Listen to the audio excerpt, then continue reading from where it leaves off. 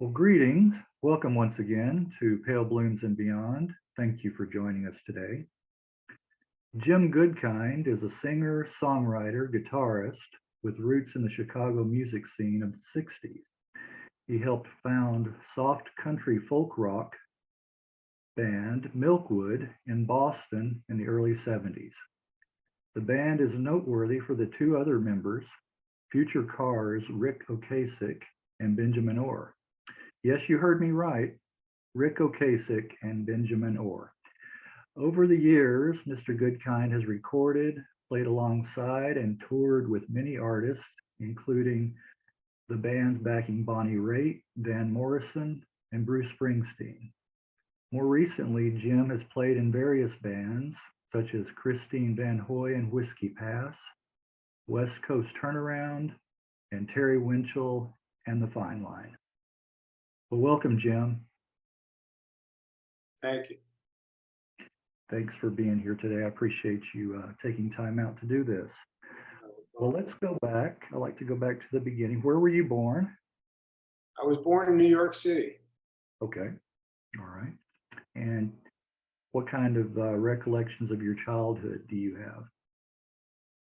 I grew up mostly on Long Island, and pretty typical 1950s upbringing. Uh-huh. Donna Reedish. Yeah. And played a lot of sports and was in the junior high school choir and stuff like that. Actually was part of the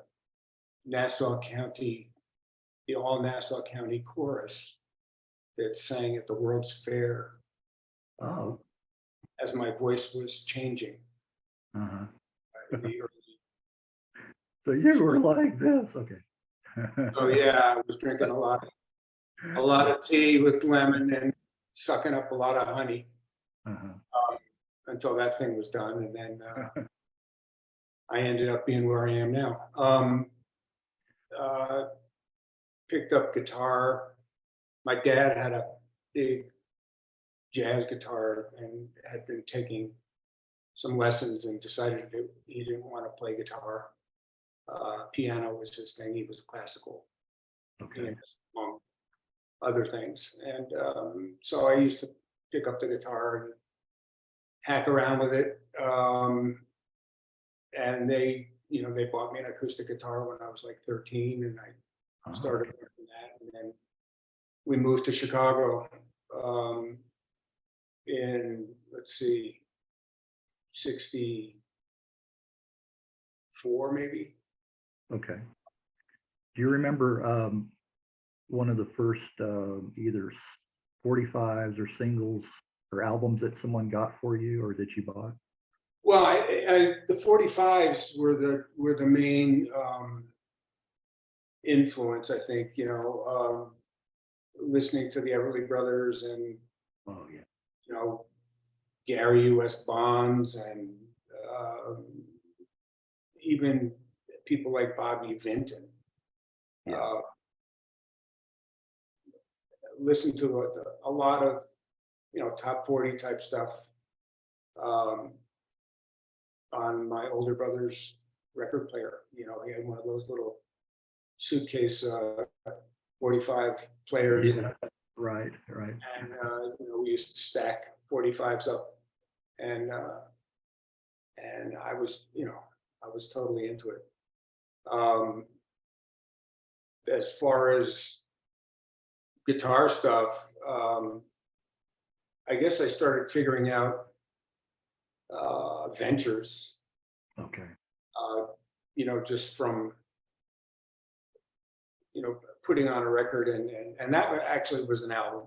The Walk Don't Run album, I think, was influential partly because of the music and partly because of the model that was on the cover in capri pants and high heels. As a 14-year-old, I thought that was pretty cool. Right. And you just, the way everybody learned guitar in those days is you sit on the floor with a guitar and you put the needle down and you just pick up the needle and put it back to where it was and play that little lick again and again and again and again. Yeah. So you got it done. If they had only had YouTube in those days, I probably would have been real good, much faster. Right. And yeah, I mean, that's kind of where it started for me. A lot of Everly Brothers stuff, harmonies. Harmonies. Yeah. Yeah. And that, like you said, and that instrumental guitar sound. Yeah. Yeah. At what age were you when you started playing, did you say? I probably started about 13. Okay. Did you have any other close friends that were joining you or playing with you, or? Not initially. I had taken piano lessons under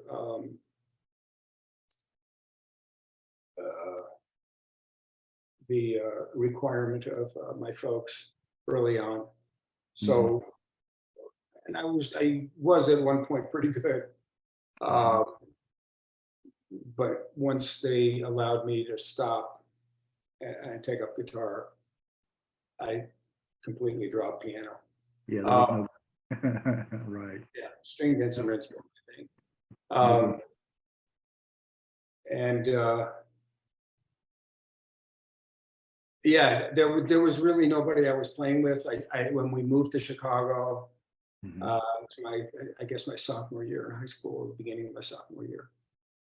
And I started taking guitar lessons from this guy who later became pretty well known for playing with Canned Heat at Woodstock, and was originally in the Charlie Musselwhite Band in Chicago,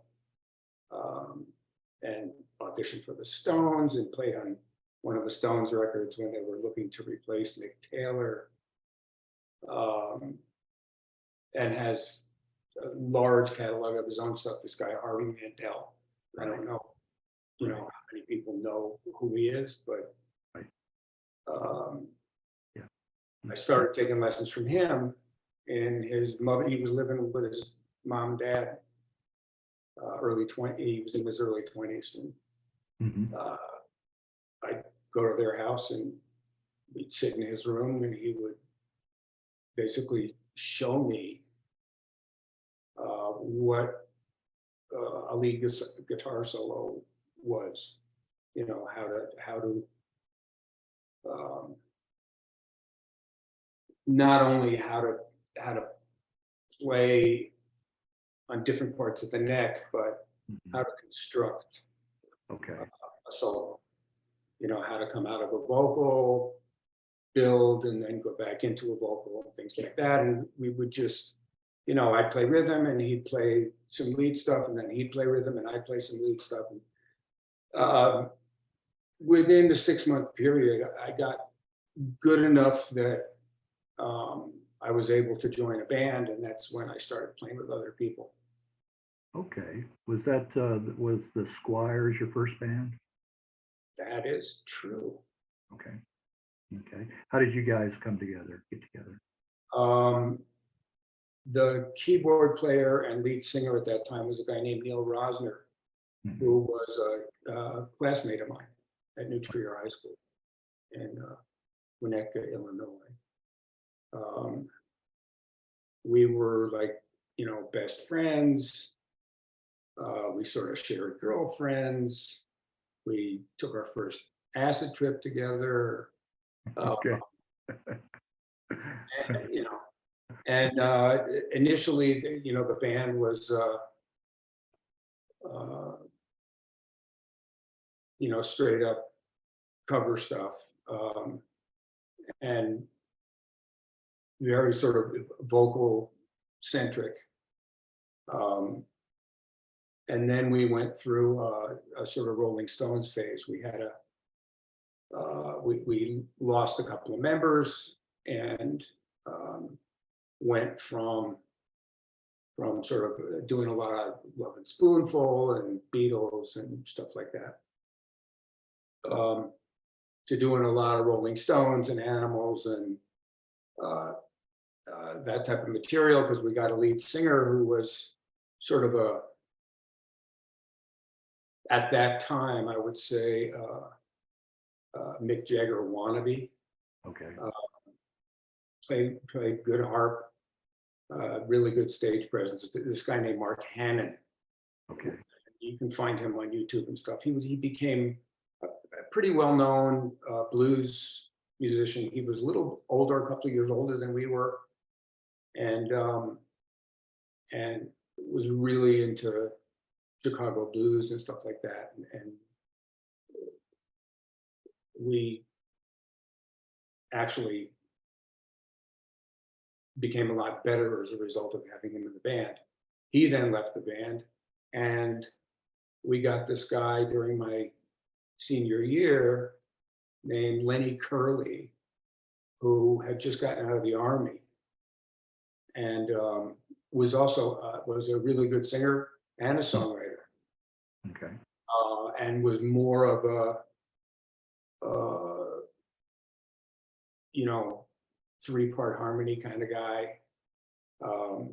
Played a Gretsch guitar, and later went to a band called the Crying Shames, who were Right. I know. well-known, pop band out of Chicago. They had a Right. bunch of different hits, some of which he wrote. Right. Real good harmonizers. Yeah. Yep. And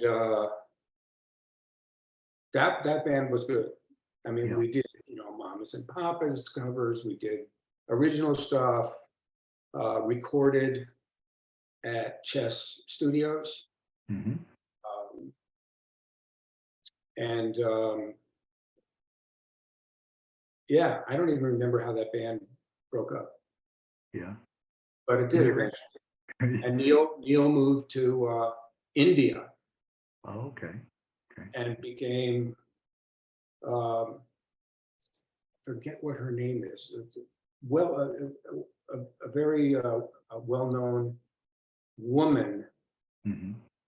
in India who has like an ashram or something there, and with a lot of followers, like the Maharishi had, and he became sort of her right hand. And wrote a couple of books and stuff. Became totally blissed out, and I never saw him again. Oh, wow.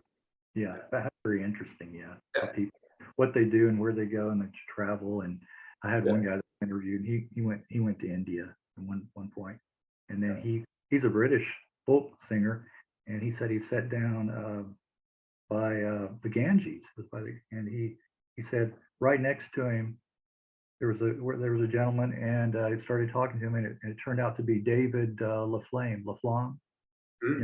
Yeah. It's a beautiful day, and he just happened to be over there at the same time. So, very interesting. Well, you went to college, and then tell us what happened after you graduated. Your trip.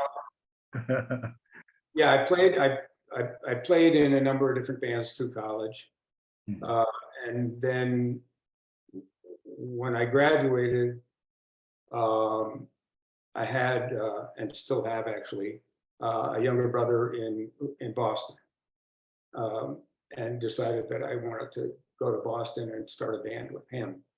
He is a drummer, good drummer. Never did it for a living or anything, but a pretty talented guy. And so I had a bass player friend who had been in a couple of bands with me at college. The two of us stuck our thumbs out and found our way to Boston. And the three of us started looking for a lead singer. I've always been, more of a harmony guy. I've never really considered myself to be lead singer material. I've always kind of thought of myself as a guitar player predominantly. So we wanted a front person, and we put an ad in the Boston Phoenix, and this guy answered the ad, and he came in, and like super tall and skinny and sort of Yeah. had a bit of Ichabod Crane. Yeah, I was gonna say, I like that description. Yeah. When I read that, yeah. Yeah. I mean, a magnetic personality, very kind of soft-spoken, slightly mysterious, was wearing sort of a floppy leather hat, Uh-huh. and long hair, mustache. Yeah. Came in with an acoustic guitar. We played a little bit, and he was really not the guy.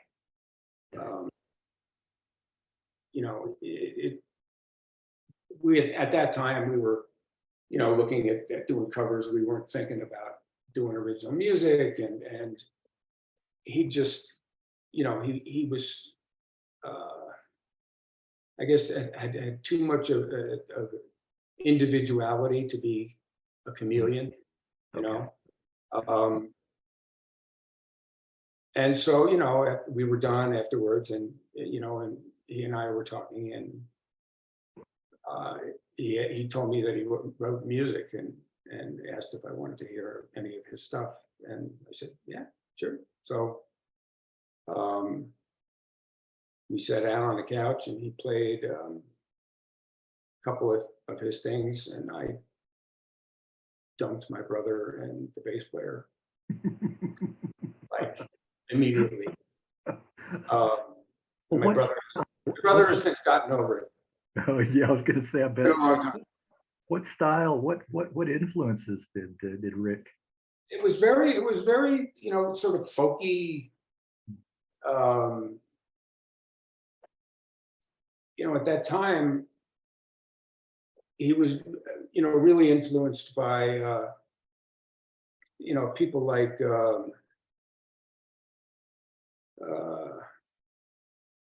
Daniel O'Keefe, Fairport Convention, Nick Drake. Okay. Sort of esoteric, folk type stuff. Mm-hmm. And he did a certain amount of finger picking and some flat picking, and sang, and it was very sort of soft, ethereal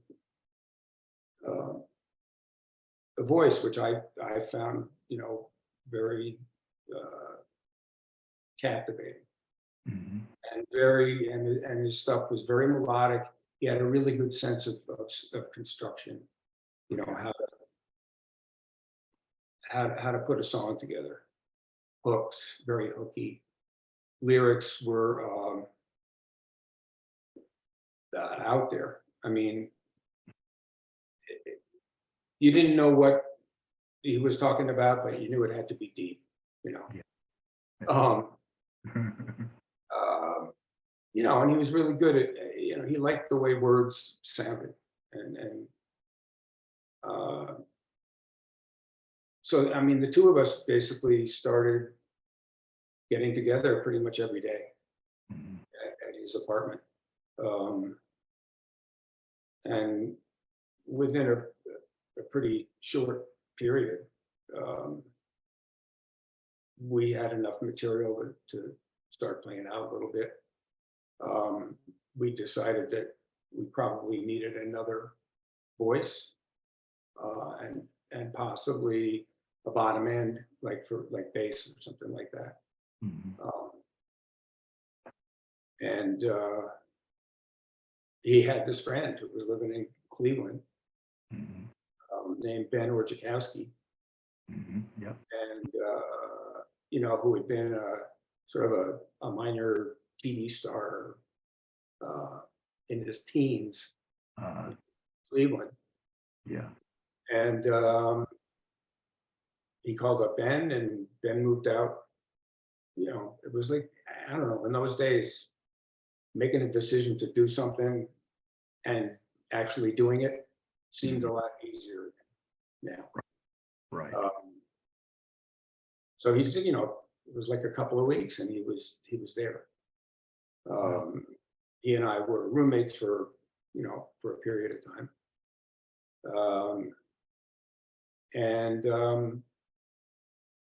You know, we tried to figure out what to call ourselves, and we knew it had to feel sort of acoustic.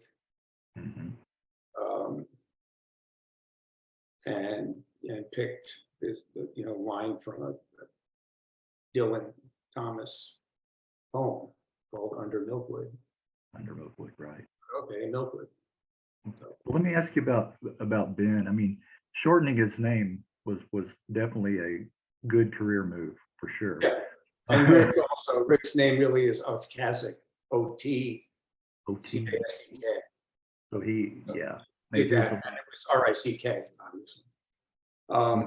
So he changed his a little, and Ben changed his a lot. Well, what kind of personality did Ben have, Benjamin? Was he like early on? Ben was a you know, pretty laid back, kind of friendly to all people kind of guy. He was obviously a very attractive subject to women. Yes. Good looking guy, you know, sort of the Paul McCartney in the band.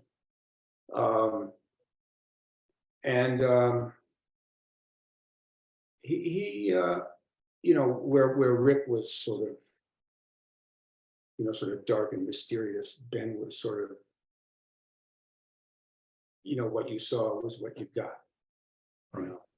Right. There was no subtext. Okay. You know, he was just who he was. You know. Was he into similar type music, or what did he bring to the table? Well, I mean, he was really he was a guitar player, Mm-hmm. and just kind of took up bass because we needed a bass player. His taste ran more towards the sort of the prog rock groups of the time, like Yes, Emerson, Lake and Palmer, that type of stuff. Okay.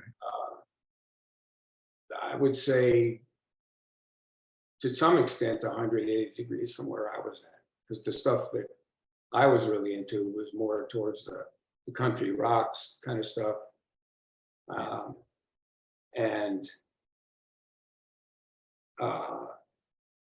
Rick also was more towards the country rock side of stuff at that time as well. But Ben, you know, great voice, good musician. He really, I think, had to temper his singing to be able to blend with us, because we were both a little bit, you know, back in the track. Mm-hmm. And he was, you know, when he was singing, he was out front. And so, since most of our stuff was harmony based, he kind of had to back off a little bit. Gotcha. And it worked well. We blended really well. Live, I wish we had live stuff recorded, because it was a good group. Well, talk about some of the gigging that you did around town, some of the early shows that are memorable. Yeah, I mean, we played played at a lot of places that a lot of other people at the time played. Jack's was a very well-known bar at the time that later burned down. We played at a place called the No Name. We played at a small club which was called at that time Passim Coffee House, which had originally been the Club 47, I believe it was called, where Dylan played early on. It used to be this folk club. Dylan played there, Peter, Paul, and Mary played there, etc. And then Passim, when it became Passim, they had a lot of the sort of folk and country-ish people coming through there, supporting their records. Small club. I'm trying to remember how many people it held, probably 40. In Cambridge, Massachusetts. And we opened for Jackson Browne when he came through town, supporting his first album. It was just him and David Lindley. And David Lindley played fiddle. Wow, fiddle. Yeah, I enjoyed his early material. I enjoyed Jackson's. It was great. Yeah, it was. You're right. He was really good. And I mean, another guy that women found extremely attractive. Yeah. Yeah, I remember that audience was like about 2/3 women. And then we opened for John Prine when he came through supporting his first record, and he was a cool guy. I mean, we hung out with him a little bit. Loved his stuff. Rick actually asked him if he had any material, any songs that he might let us record. Mm-hmm. And he gave us a song called Blue Umbrella, which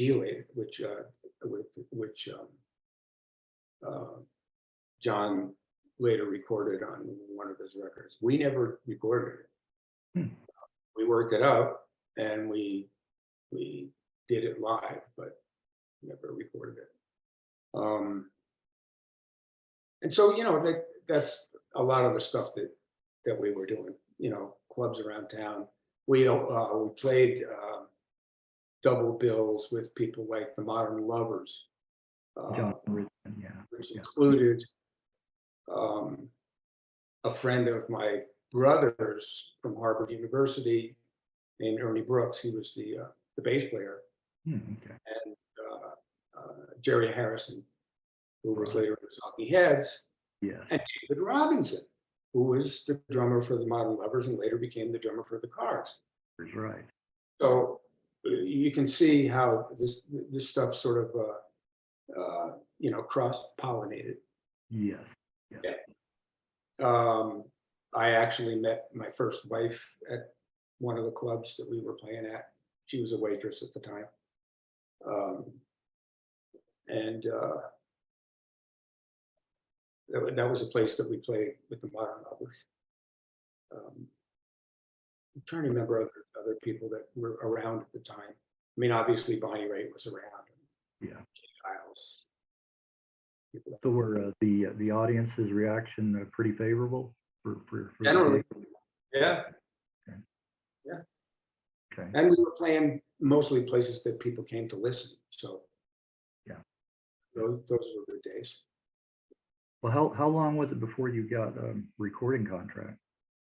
Well, let's see. Rick and I met in '71, and we had a deal within a year. Okay.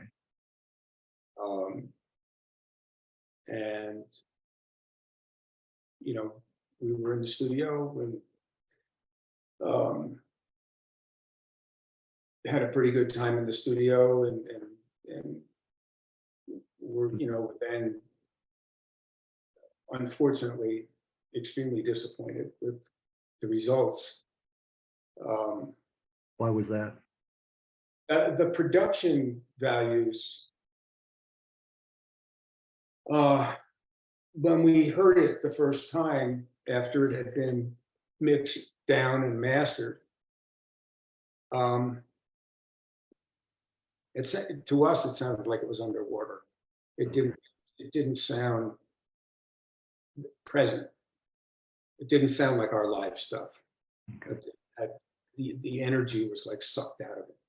and I really had no idea in those days how important mixing and mastering was.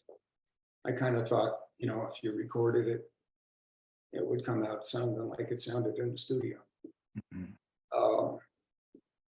But no, not true. I don't think anybody put it on a on a on a home stereo or put it on car speakers, Mhm. you know, before you know, the final masters were done.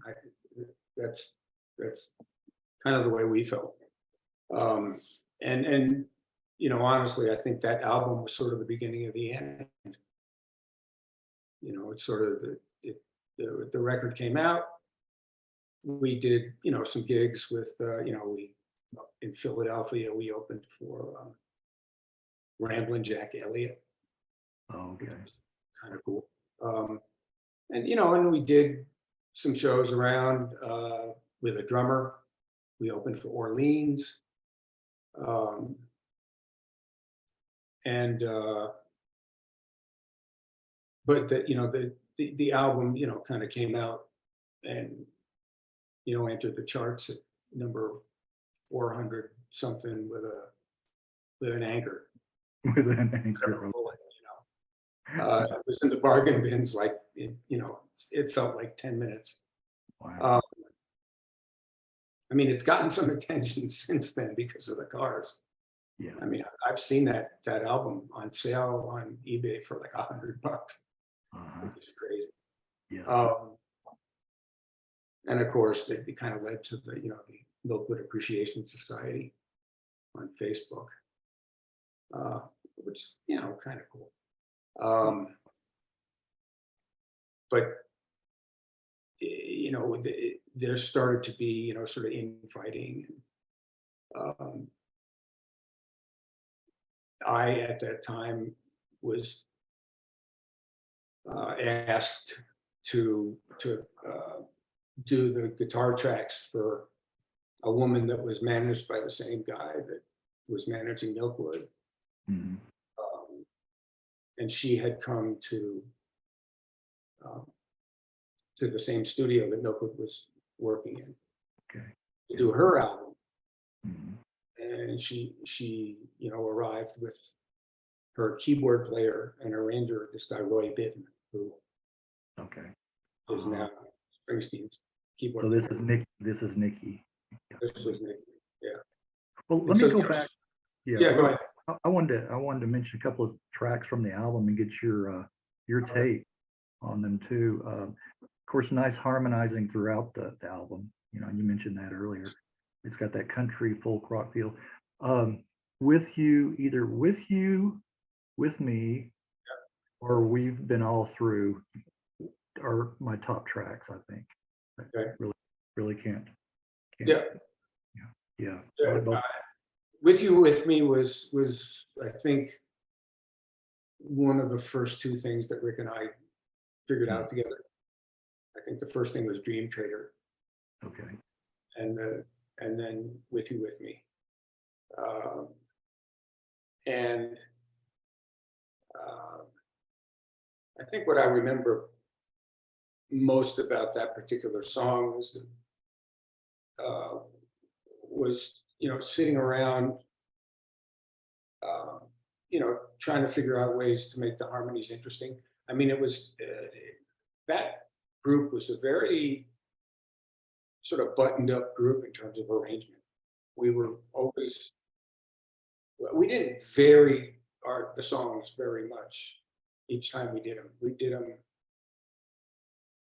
you know, pretty much the same every time. Okay. Not a lot of extemporaneous stuff going on. It was not a blues band by any means.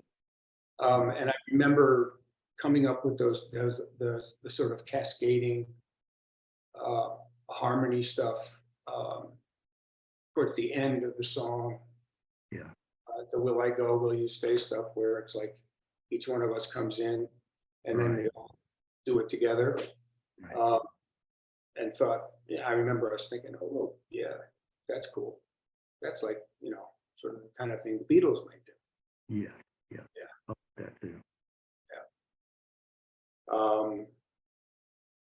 We've been all through is probably the closest thing we did to like a Crosby, Stills and Nash type country. Yeah. And that was one of Rick's newer tunes at the time. Okay. He probably wrote that the closest to the time we went in the studio. Right. Yeah. Do you think maybe part of the whole album is very pleasant to listen to, but you think, there was not really. It was pleasant. Yeah. Yeah. Which Nothing that to really us was like, we were not going for pleasant. right. Right. Right. Yeah, that nothing that really just got, grabbed you, and said, Exactly. yeah, like that. Well, but lately, I mean, I'm sure. What kind of reaction are you getting? People that have rediscovered the album. What kind of comments? Yeah. There's people that have said it's like their favorite album. Whenever it's their mood music. They listen to it every day. It's like whenever it snows, they listen to Winter Song or something. It's like, I don't know what to say. Yeah. I mean, people have tracked me down. Mm-hmm. Yeah. Because of that stuff. Right. So it's cool. I'm one of them. Yeah. So, yeah. Thanks. Well, looking at the cover, when I picked up, I found it at a local record store, and the album, the name, was intriguing. That kind of jumped out at me. I didn't know anything about, Milkwood, but then I looked at it, and then I looked at the back, and I always do a search, on the internet. Then that's when I found out about Rick and Benjamin, and I was like, oh wow, and I have to get this, now, because I always like the roots. I always like to find out about where music and musicians come from, where they started, and looking at the cover itself. I mean, you can pick out Benjamin, easy, but you got to kind of hold the mustache of Rick, and kind of imagine him without that, and then the different hair. Yeah. It was a little difficult. Changed his look. Yeah. Yes, exactly. Okay, we'll get back up. I'm sorry to go back a little bit, but go back to Nikki, talking about Nikki and Roy Batiste. Oh yeah. Before I do that, I had talked a little bit about Rick's influences, and he also, in addition to that sort of folk, British kind of, esoteric thing, he was also interested in like the Velvet Underground. Okay. Sort of the New York punk scene, Lou Reed and stuff like that. And you can hear some of that in his Cars persona. You can, yeah. Anyway, Nikki's thing was, she showed up, she had a band, she didn't have a guitar player. They heard some of the stuff that I was doing with Rick and Ben. They asked if I would, do the guitar tracks for her. And of course, I was immediately interested. I did that. And when Nikki started to go on the road to support her record, she asked if I would consider doing that. And I one day told Rick about it. He was driving the car, and I started telling him about it, and just to kind of sound him out, and he flipped out, just got pissed off. And we were at that point that the three of us were kind of fracturing a bit as a result of the disappointment of the recording, and so I mean, it's the first time that he had really ever gotten pissed at me like that. And my response to it was pretty much to split and start playing with Nikki. And the band, Nikki and the band with Roy, lived together in a house in Watertown, Massachusetts, and played together for probably 6-8 months. We opened for Springsteen at Max's Kansas City, in New York for 4 nights. It was Springsteen had just come out with his second album, The Wild, the Innocent, and the E Street Band, and so we hung out with them for a few days, and then we went back to Boston, and about 6 months later, Nikki's band split up. I mean, it's like bands get together to split up, basically. It's like trying to be married to a bunch of people. It's hard to keep those things together. And so when Nikki's band split up, Roy moved back to New York and answered an ad in the Village Voice, which turned out to be Springsteen looking for a keyboard player to replace David Sanchez. David Sanchez was really good jazz keyboard player who decided that he wanted to play more jazz, left Springsteen. And Springsteen had also, they had lost their drummer, Vinny Lopez. Okay. So Bruce was looking for a keyboard player and a drummer, and Roy answered the ad and got the gig.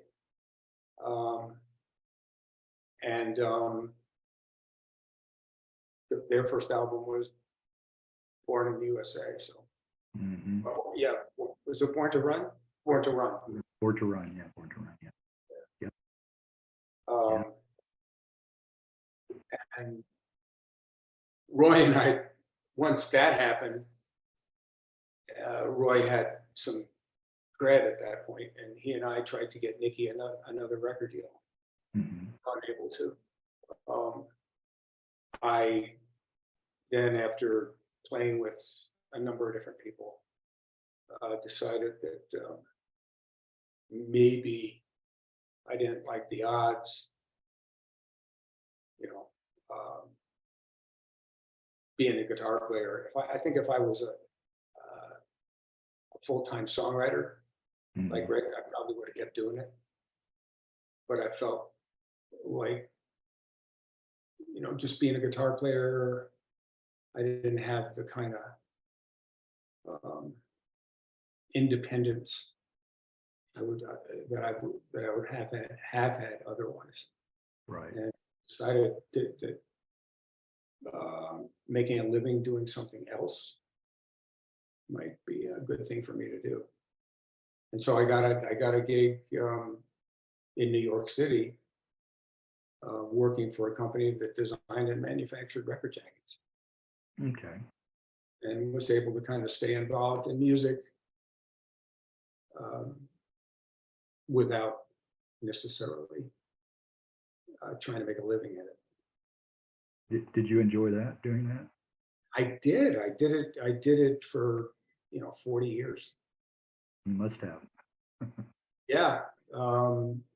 Ended up being a VP for a company that started as a $19 million privately held company and ended up being a $500 to $600 million international packaging company, retail packaging company, doing a lot of work for the entertainment business. I ended up being the sales VP on the West Coast and retired 8 years ago. Okay. And started playing music again. Yeah. So, well, and now that I don't have to make a living at it anymore, I'm having a good time. There you go. I hear that too. I hear that quite a bit. Yeah. That added pressure is not there. Yeah. You can do it for the love of it. Just Yeah, it's not to say that there haven't been sort of regrets. I have a few friends that stayed with it and did really well. I have other friends that didn't. yeah. You know? Well, Nikki sadly passed away, what, 1992, didn't she? Yeah, and she got cancer. Her last job, she was cleaning houses. Okay. It was a sad situation for her. She was really good. She had an incredible voice, amazing range. What, pardon my ignorance, but what did she do prior to working with you? It's the first time I've heard her name come up. Nikki was in the touring cast of Jesus Christ Superstar. Okay, okay. And then there was her album and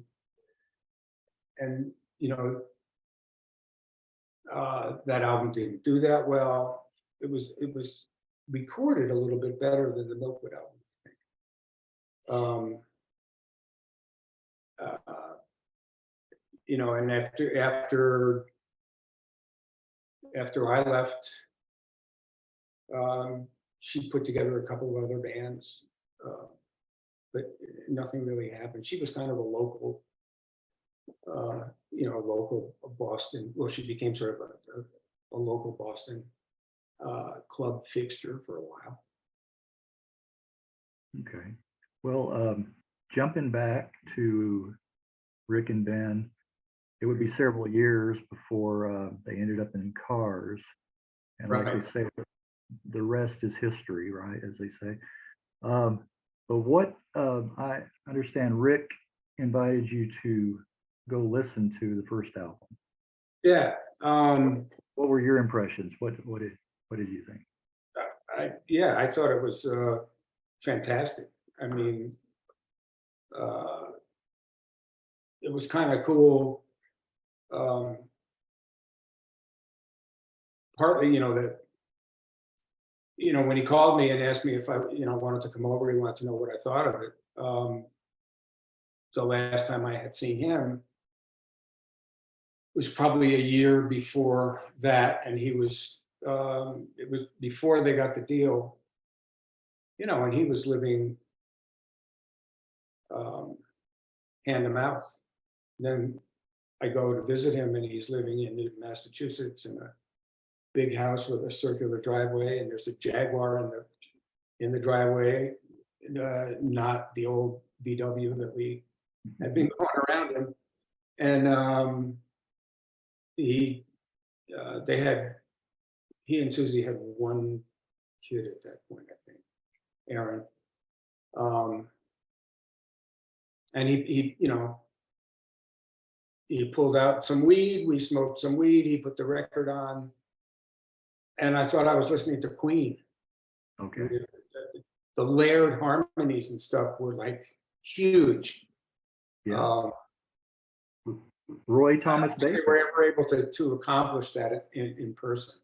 Right. I mean, it was just That was Roy Thomas Baker, crazy work. Yeah, I mean, Roy Yeah. Thomas Baker was Yeah. all over that record. I mean, Yeah. and again, you hear the importance of production. Mm-hmm. Yeah. Yeah, and I think Rick was probably instrumental in getting Roy Thomas Baker, probably partly because of what he went through with Milkwood. He wanted presence. He wanted, like, not presence like TS, but presence. Yeah. See, yeah. He wanted the stuff to be Right. up front, and it was. I thought it was great. I thought it was fantastic. Yeah. I did too the first time I heard it. It was like, wow.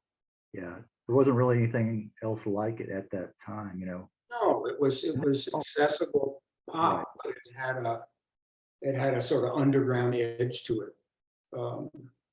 And again, hooky. I mean, Yeah. Rick, he always knew how to create a hook. Hmm. Yeah, a lot It's of, not easy. yep, catchy tracks. Yeah, every song on there. Um, I, I know this is not the reason that Roy Thomas Baker was lured to the to Cars after Queen, but I always thought that Ben resembled Roger Taylor from Hmm. Queen, the drummer. Look at their look at their picture. I can see that. Similar shaped heads, Yeah, similar shaped faces. right, Yeah. right, right, right. Both good looking, you know. Yep. Yeah. So sure that had nothing to do with it, but it's interesting. Yeah. Well, later on after retirement, you started playing in a couple of bands. Were those the ones that I mentioned in the intro, or Yeah, you know, there were some others. Those have been the three main ones. Mhm. I've got another band here that strictly covers. It's called Big Treble, Okay. Treble, as opposed to trouble. And you know, Terry's band is pretty much all original material. She's got several albums out on her own. Um, um, and then, I mean, basically what happened was the 5 years before I retired, I was diagnosed with Parkinson's, and I had the desire at that point um, to start playing music again while I still could. And you know, the day I was diagnosed, I told my company I was leaving in 5 years, and that's why I just made a 5-year plan. And every year I reminded them I was leaving. And then 5 years later, I left. And by that time, I had kind of inserted myself in the music scene south of San Francisco, Mhm. Santa Cruz, and places like that. So that when I retired, I was already playing in a couple of different bands. And I did, you know, I did that, you know, occasional recording gigs and stuff like that. Until we moved to Corrales, New Mexico 2.5 years ago. Mhm. Um, and you know, with Parkinson's, it's one of these things that, like Michael J. Fox says, you don't win this. Yeah. It progresses. You know, it's just there's nothing you can do about it. And it's a question of making sure you're taking your meds on time and stuff like that. I can still play. I can still play reasonably well. I can still sing. My voice isn't gone. A lot of people with Parkinson's, they lose their voice. Linda Ronstadt. Yes. Yeah. And there's some things I can't do anymore that I used to be able to do, guitar wise. So I just don't do those things. And so it's hard to tell whether I've lost anything or not, as long as I don't do the things that I can't do. Right. Do the things that I can. It just sounds like I've simplified my style. Right. Right. Well, I imagine, I guess, you know, like, you know, looking at Michael J. Fox, I mean, some cases it's more progressive, I guess you could say, you know. Well, the symptoms vary a lot among people that suffer from it. And the progression can be very quick or very slow, partly dependent on when it starts. I mean, his started when he was in his 20s. Yeah, yeah, I know. Super Yeah. early. Yeah. You know, and some of his affect is related to the disease, and some of it is related to the medication. Yeah. He's been taking that medication for so long that you start having side effects Okay. that are manifested physically. Yeah.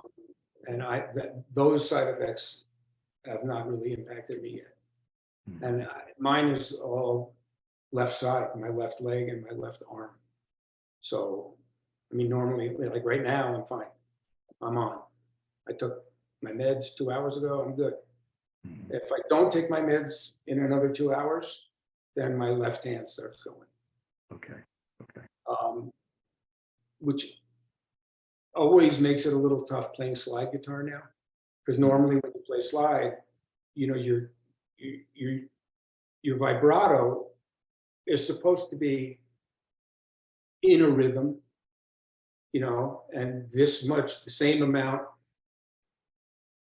before the fret and after the fret, you know, and what happens with Parkinson's is you can't control that. I mean, it's a good thing I'm not a drummer because the kick drum would be all over the damn place. Right. So I can only, I mean, if I didn't have it, I could maintain that vibrato endlessly. Mhm. But now what happens is after 3 or 4 uh, uh, movements back and forth, I start losing the beat, and my hand just gets, I lose control. So I'll do 2 or 3, and then like go to the next note. Okay. You know, you kind of adjust accordingly. Yeah. Yeah. Yeah. I would say so. Is it, do you feel even with your meds out there for a certain period of time, it starts to affect you, you know, after playing for a while? Yeah, Yeah. Yeah. yeah, you get tired, Yeah. and plus symptoms are exacerbated by stress, whether Right. it's physical stress or emotional stress. Mhm. And you know, playing in front of people, there's stress associated with it. Yeah. You know, Yeah. it's not like hanging out watching TV. It's different. You have adrenaline, right?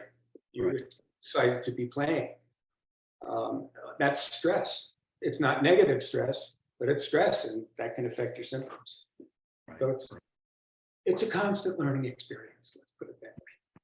I would say so. I've seen some of your pictures on your Facebook, and do you enjoy the outdoor concerts that you do? Oh yeah, Yeah, I would myself. I would. that's the best. Yeah. The outdoor stuff. Yeah. Yeah. Ton of fun. Yeah. And which of the three groups that I mentioned have you, without being partial, have you really enjoyed playing with? Well, I mean, I the group that I played the most with in terms of gigging was Whiskey Pass, which was I was one of the original members of that band, and they were together for 7 or 8 years, I guess. Um, that was, you know, there was original material associated with that, but it was largely cover oriented, very country influenced, and that was fun. West Coast Turnaround was predominantly original music. Um, Stephen Gregory is a really good singer, good guitar player, good songwriter. He's one of those guys who almost made it. Um, he was almost good enough, uh, you know, to have his material covered by other people and stuff. And that was a good band. Uh,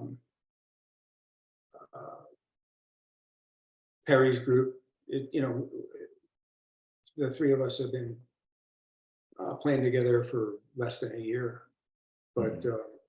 it's been a lot of fun. I generally prefer um, doing original material Yeah. to do Yeah.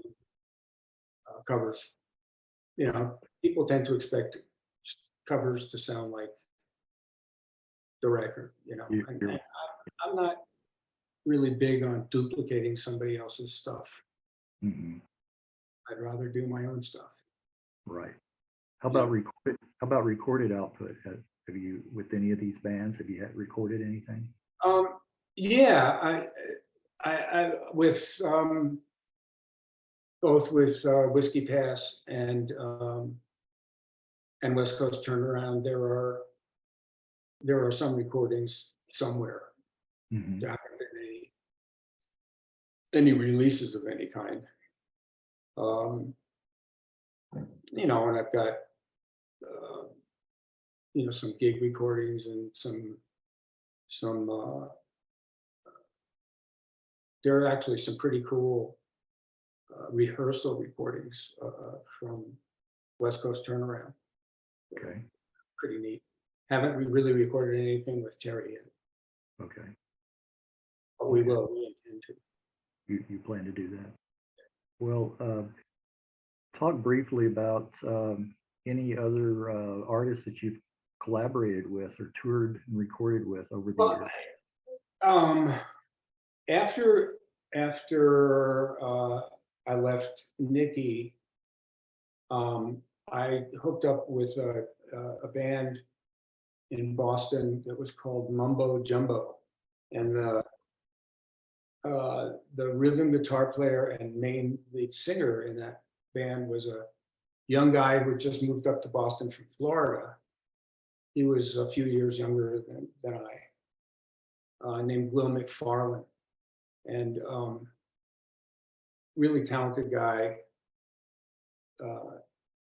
And played with them. I played lead in that band and sang some R&B. That was sort of an R&B, well, what they used to call R&B. Yeah. Stax Records, sort of some Motown, and I played with them, I guess, for maybe about 6 months. Mhm. And it was right around that 6-month period that I decided that, I was making a living, which was, I was one of a few people that were making a living doing it.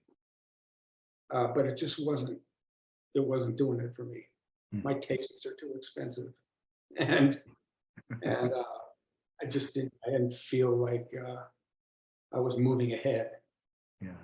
And so I quit that band and started looking for work elsewhere. And the weekend after I quit the band,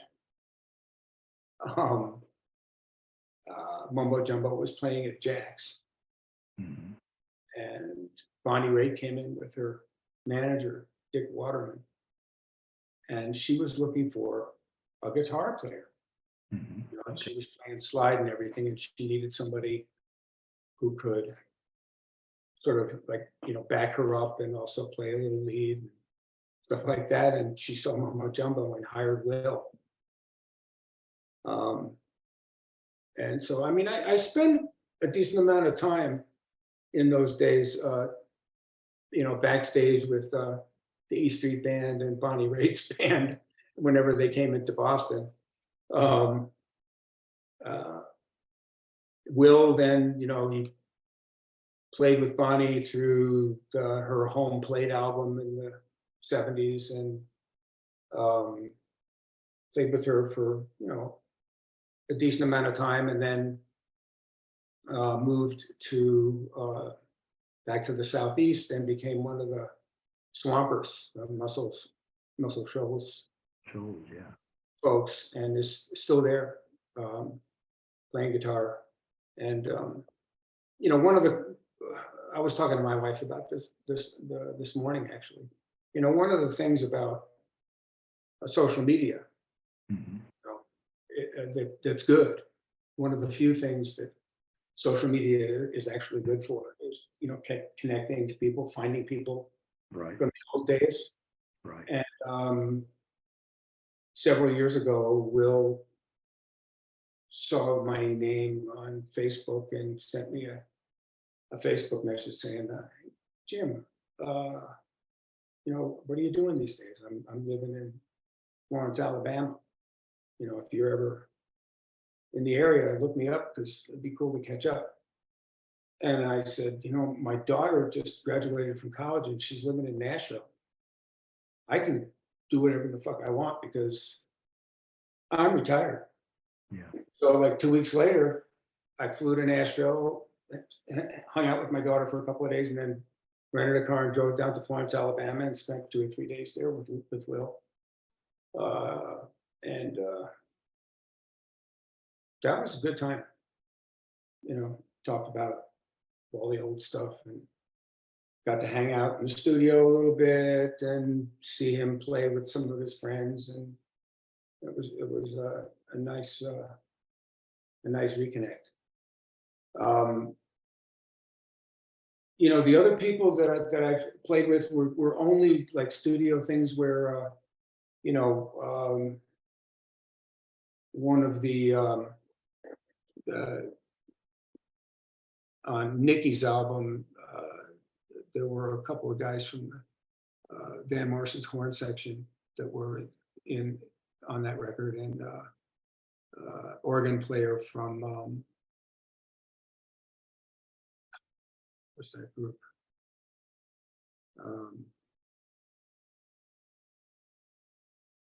I can't remember that band. That's all right. I can any brain farts I can edit out. Yeah, it happens. And yeah, it was people from that came into the studio for Nicky Okay. that had been players in some of the better known bands of the time. But yeah, I mean that was pretty much it, I think. Yeah. Well, sad about Ben and Rick's passing, both of them both. Yeah, it's weird being the last. Yeah. And young. I mean, they're fairly young. Ben, yeah. I mean, Rick was, older than Okay. he did it too. Yeah. So he was, mid-70s. Yeah. Which Okay. is still, these days, that's young. That's I young, hope. Yeah. It is. It is. It is because people are living longer. Yeah, it is. Yeah. 70 is 40. Yeah. But yeah, Ben. Yeah. But the two mainstays, Yeah. that's sad. And then I don't know if it's still going on, but if cars are still. But then I thought that was a weird for Todd Rundgren to step in. Yeah. That was kind of strange. Yeah. That was an interesting Move. sort of thing. Yeah, And I didn't get I never quite got that. They were supposed to. It's kind of like Sammy Hagar with Van Halen too. Yeah. Okay. All right. I guess somebody gets this. Anyway. All right. Well, how often are you playing these days? Well, right now, pretty busy. I mean, I've got 2 gigs tomorrow with my 2 different bands. I'm at least every other week I'm doing something. Yeah. I'm honestly, I'm not. I don't know if I have the physical or emotional energy to do a whole lot more than that. Right. My life isn't the way it used to. I like to relax too much. Yeah. Right. Well, I want to thank you again, Jim. And I don't know if you've heard this before, but I think you live up to your last name. Oh, thank you. Yes, I think so. It's a high bar. It's a high bar. Right. I had to say something about that. Yeah. Thanks. Forgive me, but no. I appreciate you reaching out. Yeah, I'm sure it has been to live up to. But I appreciate your time again, and you continued success, in playing and doing your gigs, and thanks again for just spending this time and for sharing so much too. Appreciate that. And I'll let you know once I have this edited and down, and I'll send you a link to it, and you can share it with everybody. Cool. All that good stuff. So, all right, Jim. Well, it's been nice. Enjoyed talking with you. You're real easy to talk to. You're one of those. So so you're a good kind, right? That is it. All righty. And we will be in touch, and best to you always. All right. Thanks. Stay safe. All right. You too, Jim. All right. Take care. All right.